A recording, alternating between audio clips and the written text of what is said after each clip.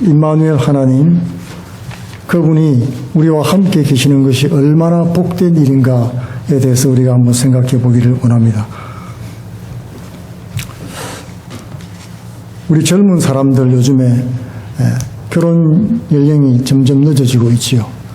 결혼 못하는 젊은이들도 많이 있습니다. 여러 가지 이유들이 많이 있죠. 물론 경제적인 어려움이 요즘 많이 겪고 있습니다.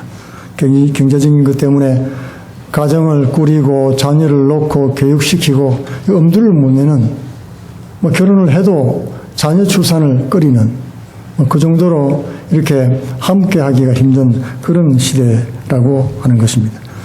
친구를 만나거나 가까운 사람들이 와도 경제적인 그런 여건이 허락이 되지 않은 사람은 또 힘들겠죠. 부담스럽고 어려운 그런 것입니다. 이렇게 사람은 더불어 살기를 원하고 원래 더불어 살게 되어 있는 사람들이 여러 가지 여건이나 경제적인 여건이나 그런 성격적인 문제라든지 또는 여러 가지 사회적인 문제들 때문에 함께 하지 못할 때가 많습니다. 특별히 또 너무나 우리 사회를 피로사회라 그래요. 경쟁이 너무 심합니다. 투잡, 쓰리잡을 뛰어야 되고 스펙을 만들어야 되고 그렇기 때문에 시간이 없는 거예요. 같이 하고 여유를 즐길 그런 시간이 없습니다. 친구들하고 놀면 다 놀 거 놀고 언제 이런 얘기를 부모들이 많이 하지요. 어릴 때부터 이렇게 여유 없는 피곤한 삶을 살면서 결국 외롭게 홀로 늙어가는 그런 일을 보게 되는 것이죠. 우리 마음속에는 늘 함께하는 마음을 하고 싶은 마음이 있지만은 그러지 못한다는 것이죠. 그렇게 어려울 때 여러분 손님이 찾아오면 부담스럽지요. 특별히 가까운 친구가 와도 병원할 때가 많은데 하나님께서 여러분 우리 집에 방문한다고 한번 생각을 해 보십시다. 그러면 여러분 어떻겠습니까? 여러분 크리스마스 준비하면서 좀 바빴죠. 특별히 이제 행사가 있거나 맡은 것이 있는 분들은 아마 정신이 없을 겁니다. 국도 해야 되고 음식도 해야 되고 찬양도 준비해야 되고 또 섬길 일도 생각하고 연락도 하고 장도 더 많이 보러 가야 되고 바쁜 일생이 좀 더 바빠졌을 것입니다.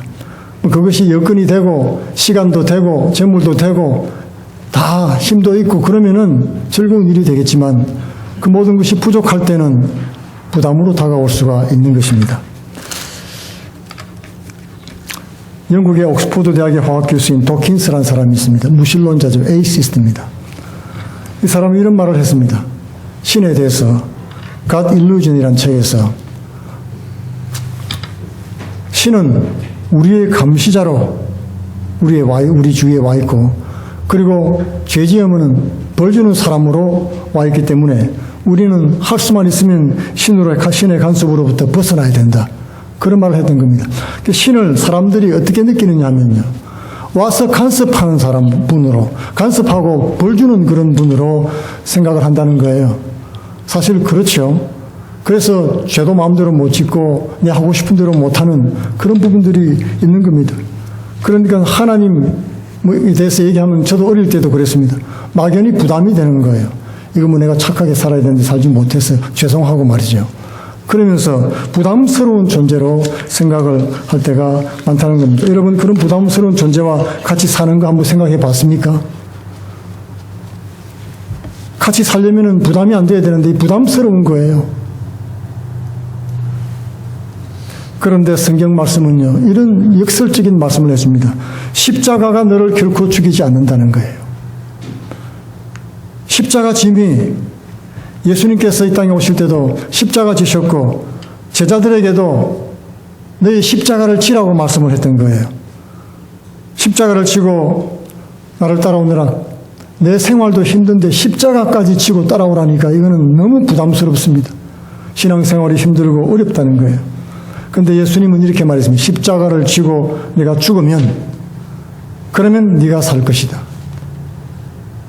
십자가 지고 죽어버리고 마는 것이 아니라 십자가 지고 죽고 죽는 길로 따라오면 네가 산다는 것입니다. 이게 역설인 거죠. 예수님 우편에 달린 강도는 십자가 때문에 예수님 만나지 않았습니까? 십자가 위에 주님을 만나서 구원을 받은 것입니다. 십자가가 그러니까 그를 살리고 영생천국을 허락해 준 거예요.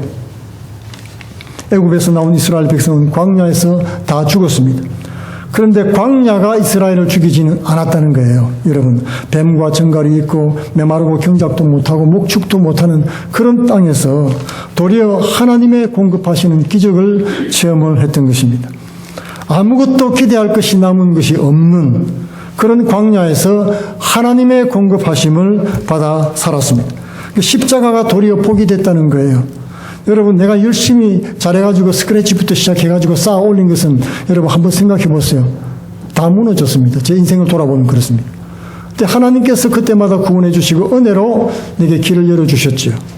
그것이 복이 된 것입니다. 하나님의 은혜를 받는 기회가 됐다는 것입니다. 나 홀로 내 것을 찾아가는 그런 인생보다는 하나님이 함께 하시는 인생이 낫습니다.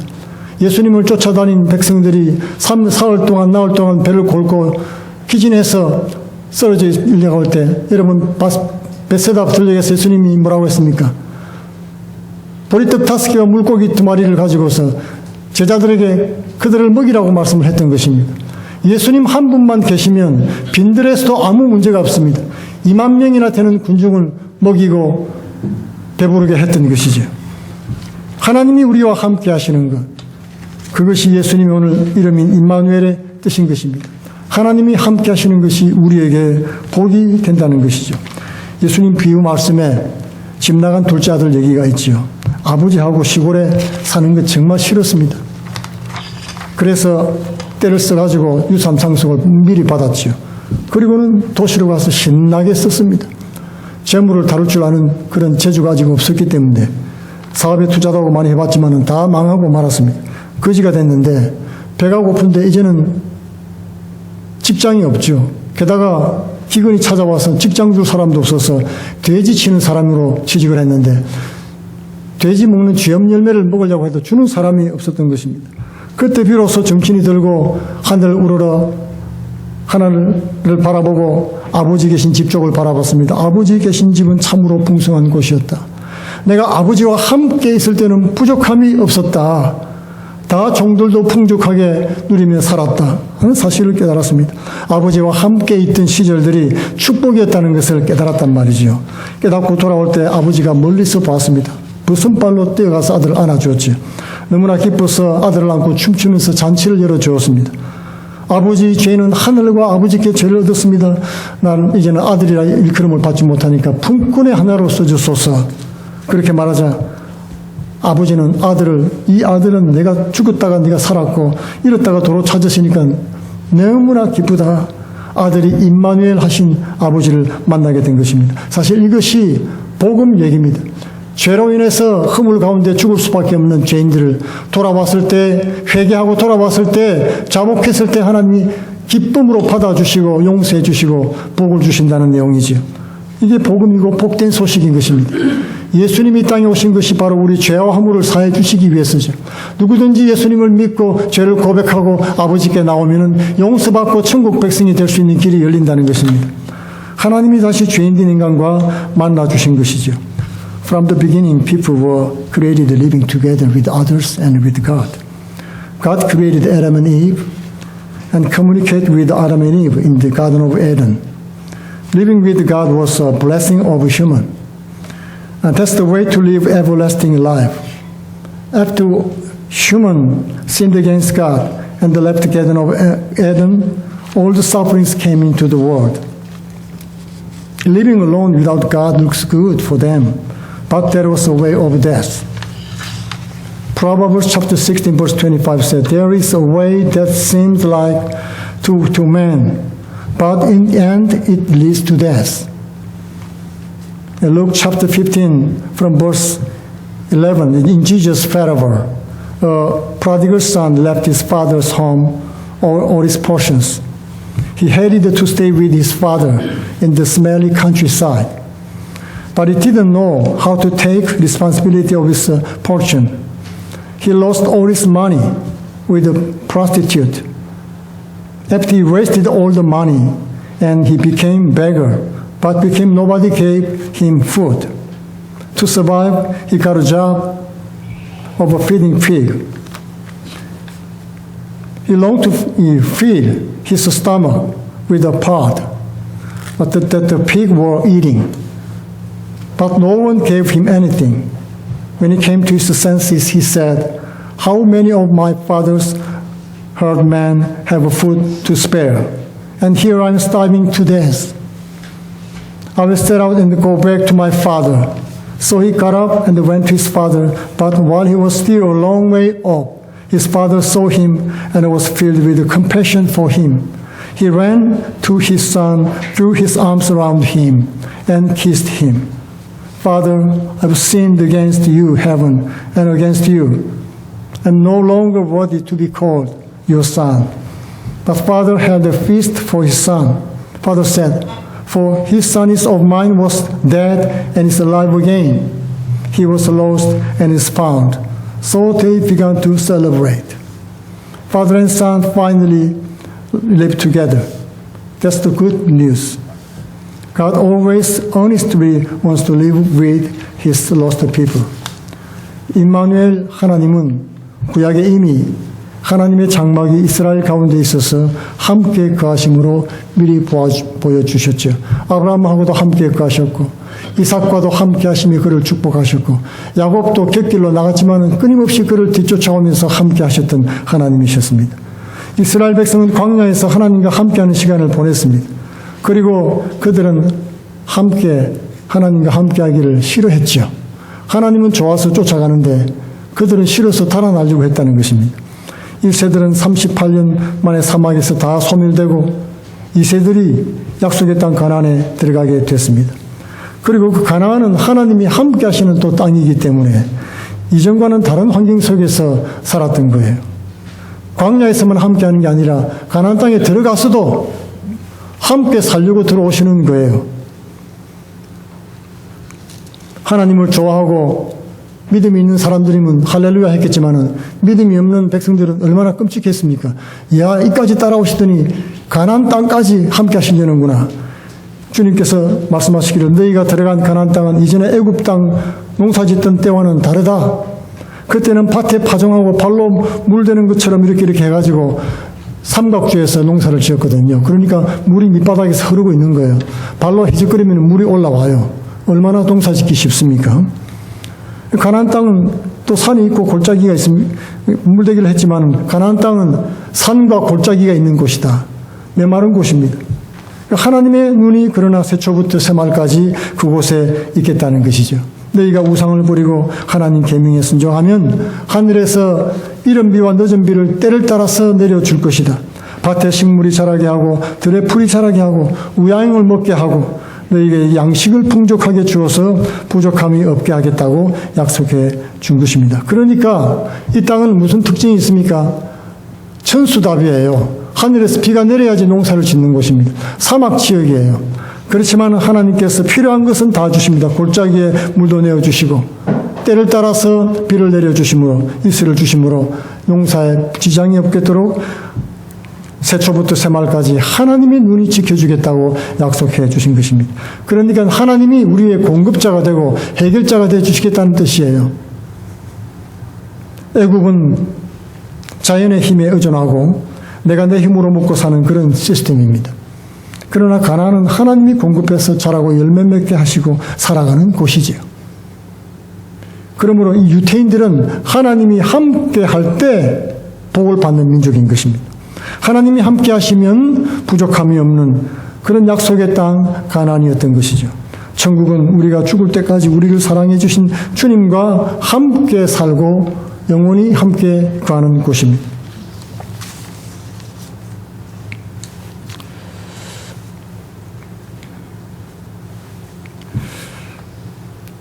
There was a movie named 127 Hours in 2010. This story we shared a long time ago, but this story reminded me. That's why I want to share with you again. The real story of a 35-year-old man named Aaron Ralston. He was a solo rock climber. He was worked as a climber's guide in the canyon in the state of Utah. One day, while he was climbing down between rocks, a stone rolling down toward him, and his right arm was stuck between rock and cliff. for 127 hours. It's 5 days and 7 hours. He struggled to pull his arm out, and finally he cut his own arm with a knife and came back to his family. For over 5 days, he realized that the time spent, he thought about his family members. That was so precious time. He didn't want to die alone in the wilderness. He wanted to see his family again. And his arm looks like an enemy stuck between the rock. He thought, if I don't have an arm, I can't see my family again. Dreaming with his family, friends, he felt a fantasy. And I can live again. He felt a strong desire to live again. In agonizing pain, finally, he cut his own arm with a knife.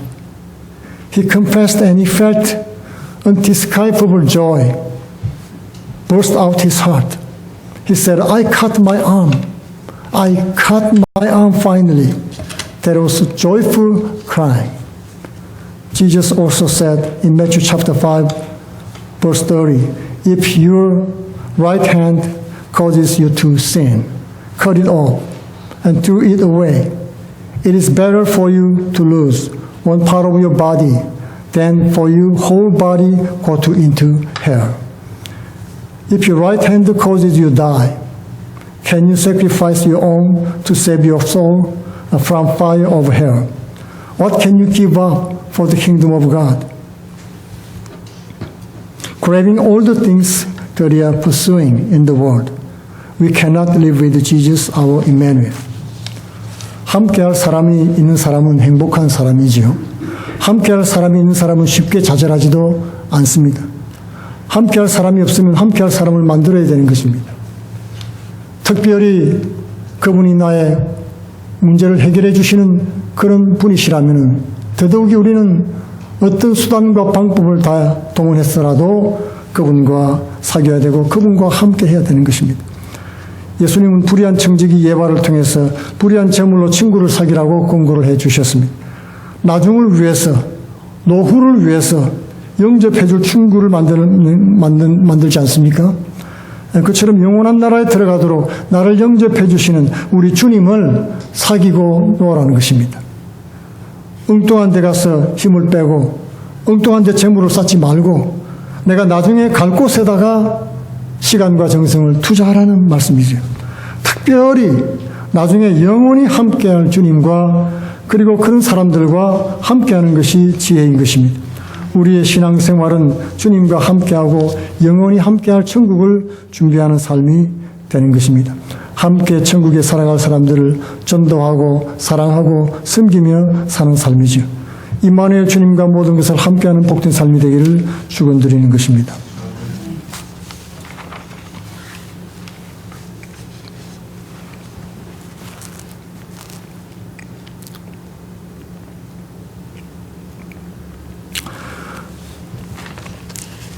주님이 오시는 이 계절을 맞이해서 우리가 주께서 약속하신 임마누엘의 놀라운 축복을 다시 한번 생각하면서 하나님 앞에 영광을 돌리고 그것이 참된 복이라는 사실을 깨닫는 저와 여러분의 얘기를 축원드리겠습니다. 우리 다 같이 기도하겠습니다.